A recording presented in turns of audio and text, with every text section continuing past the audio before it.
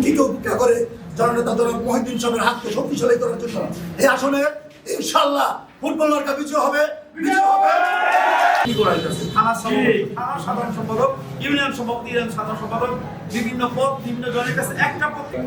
পুলিশের যে পুলিশেরা গুলি করে ছেলেদের হত্যা করা তাদের হত্যা করলো, কিন্তু সেইখানে দেখছে যে পুলিশের অবস্থাটা কি। পুলিশ অতীতের পক্ষ না।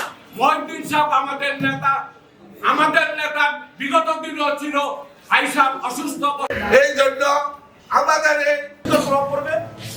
ক্ষতিও আমরা কোনোভাবে চাই না। বিএনপি আমরা সৃষ্টি করেছি 48 বছর যাবত, দীর্ঘ 48 বছর পূর্ব থেকে এই নেতা সহ অনেক নেতা আছেন। আমরা প্রতিষ্ঠা করেছি বিএনপি, আমরা লালন করেছি।